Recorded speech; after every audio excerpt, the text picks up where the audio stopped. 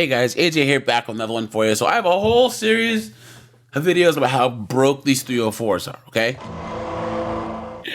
Hey guys, we all know that these 304s have credit card debt, high interest car loans, student loan debt, useless jobs, they don't pay anything, and yet they still think that they should all be able to have their own place, right? Have their own 2-bedroom place, even though there's one of them, not live with roommates, only work 40 hours a week, clown world.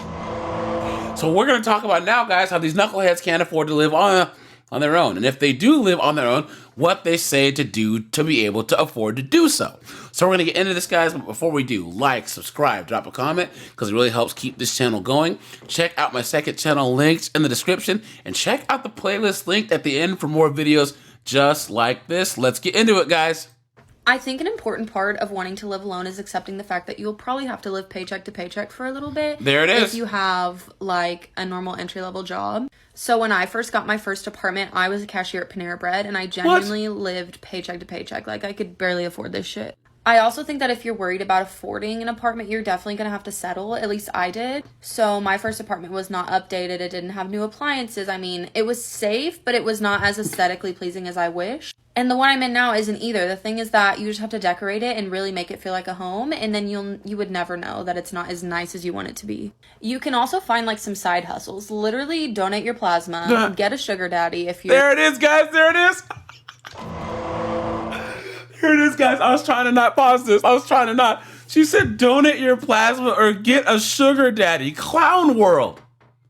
That is what they're willing to do to try and live on their own. If you're comfortable with that.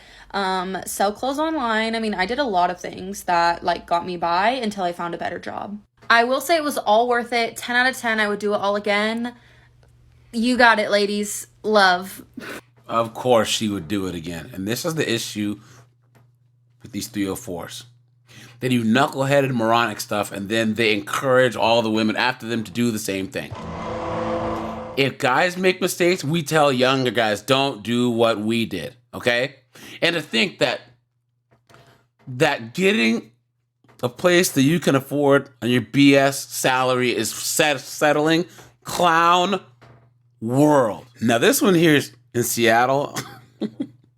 And guys, I'm from Seattle. I would never, ever, ever move back home ever, okay? The whole West Coast could basically fall off into the ocean at this point. And this is even worse because this chick has to be like in her late 40s, like early 50s or something.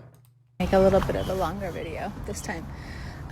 But I think like, you know, I can't afford to live here anymore. I have like a falling down 1-bedroom that I pay $13.50 a month for. That's a lot of money to me.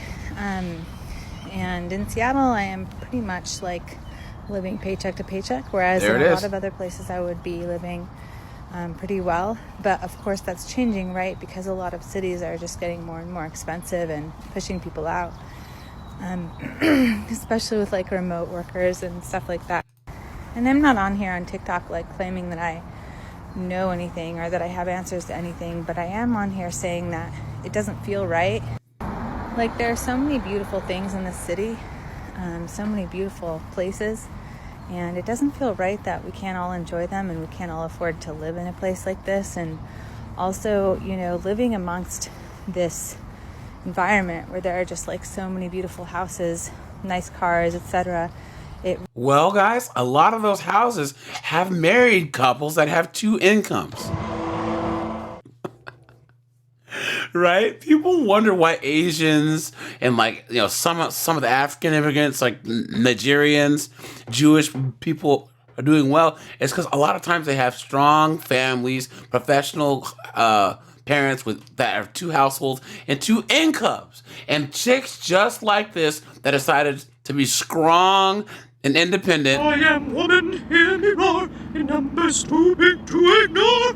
Ended up, she probably has some BS, stupid underwater basket weaving degree and some goofy job that barely pays anything. And now she's walking past nice houses on the way back to her $1,300 a month shack. And guys, her hashtag Seattle, hashtag capitalism, hashtag housing crisis, hashtag poverty.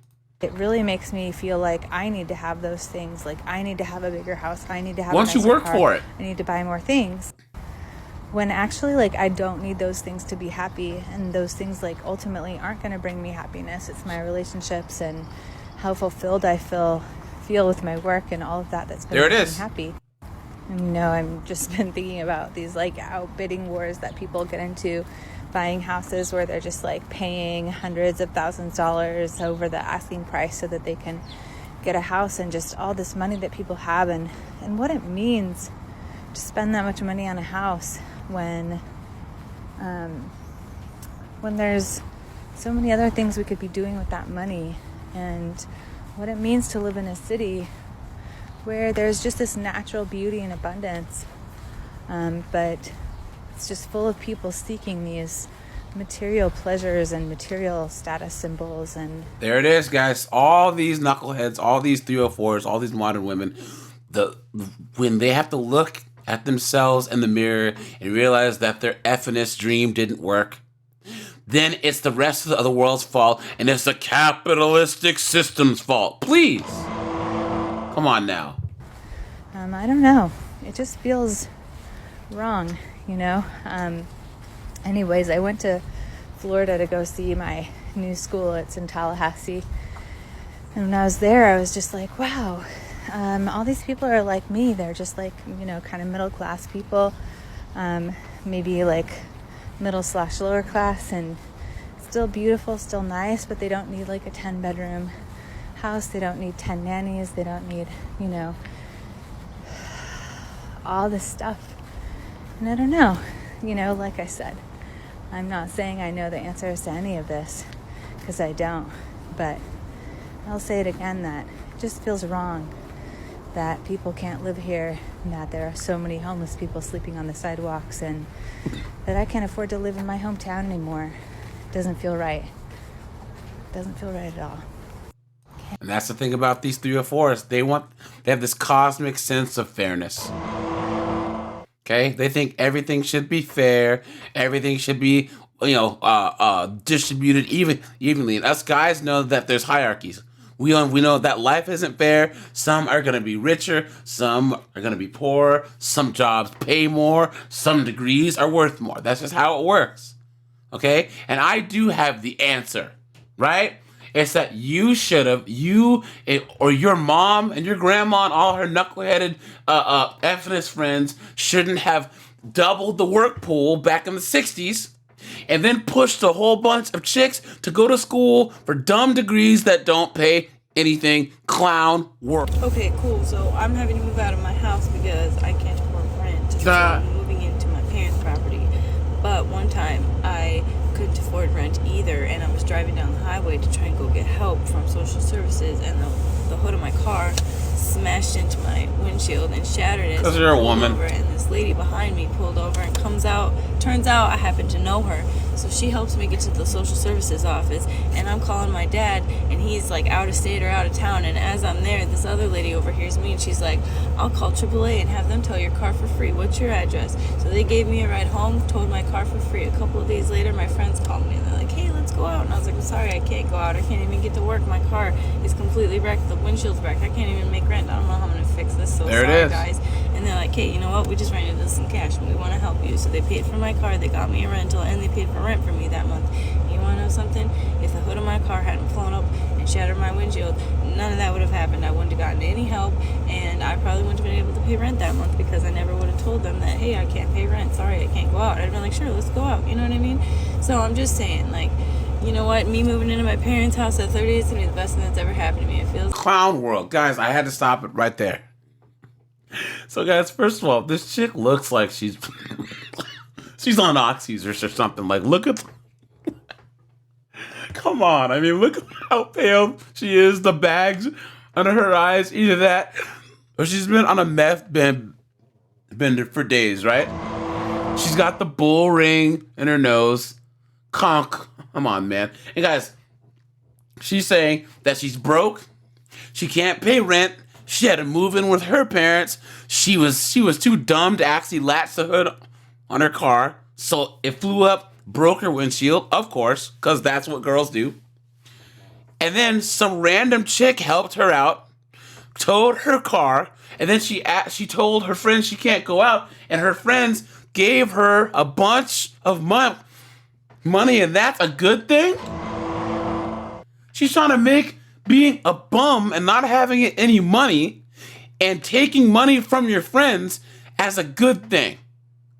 Absolute clown world. Look at that. Feels like right now I'm pulling over on the side of the road with a shattered windshield. My life sucks, but you know what? Everything's gonna be fine. Everything's gonna be great. It doesn't matter.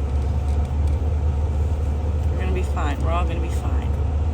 So that's motivation for you. If someone says, "Oh man, it's okay to ask for help." Wow, what a great motivational speech. So you're a bum. How is being a bum motivation? Yeah, I'm a parasite that sucks the life and the money out of my friends, guys, and that's gonna help me live another day. Skeedly-dee.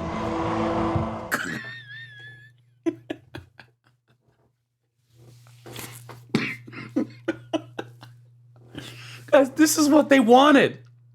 They wanted to be out here, right? We're working, paying bills, just like the rest of us. Except here's the thing. They thought that us guys were having fun the whole time. You know what I'm saying? Because since when is working until you die fun? Clown world, guys. And then she's gonna say, "Oh, well, I couldn't pay for anything myself. So my friends are gonna be the ones. My friends that actually have jobs. My friends that actually go to work. My friends that actually get paychecks, right? They're gonna spend their money on me because I can't get my crap together at 30 years old." And guys, they wanted to get out here and work and pay bills. And guess what, guys? They got out here, and guess what they found out? The night is dark and full of terrors. All right, you guys, this is AJ. I appreciate you guys. Check out the playlist linked at the end. I am out of here. Have a good one, guys.